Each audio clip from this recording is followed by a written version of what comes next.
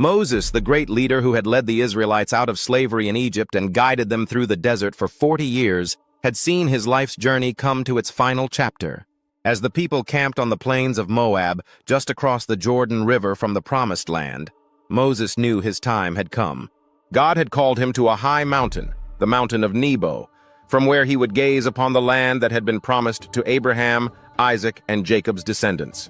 Though Moses had longed to step foot in the land of milk and honey, God told him that he would not cross the Jordan. Instead, he would die on that very mountain. Moses was not angry or resentful. He had always trusted in God's plan, no matter how difficult. He had seen the wrath of Pharaoh, the doubts of his people, and the miracles of the Almighty. He had led them through water and desert, guided them with wisdom and humility. But now his mission was complete. Before he ascended Mount Nebo, Moses called the Israelites together. He spoke to them one last time, giving them a final blessing and urging them to stay faithful to God. He reminded them of their covenant with God, of the importance of love, justice, and righteousness. He warned them not to forget the lessons of the desert, for they were to be a holy people, a light to the nations. After speaking, Moses left the camp and climbed the mountain, his steps slow but purposeful. At the summit, he stood alone before God. There, God allowed Moses to see the promised land with his own eyes, the fertile hills, the wide rivers, the cities, and the valleys that would become home to his people. His heart swelled with emotion, but his eyes also saw the future, a future that, in part, he would not live to see. Yet in his spirit he knew that his labor had not been in vain.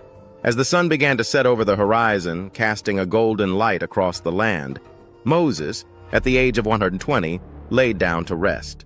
God himself buried Moses in an undisclosed place, hidden from human eyes, so that no one could claim the honor of his burial site. No one ever knew exactly where Moses was buried, and his death remained a mysterious and sacred event. The Israelites mourned for Moses for 30 days in the plains of Moab.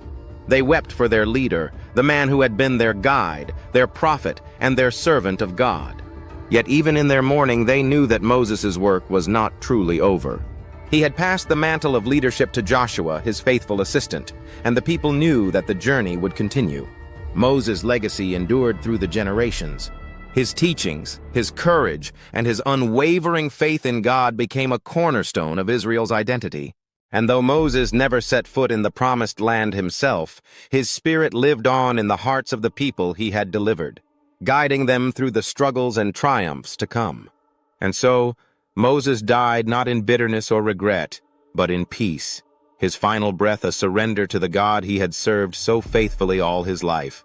His death marked not an end, but a continuation of God's promise to his people.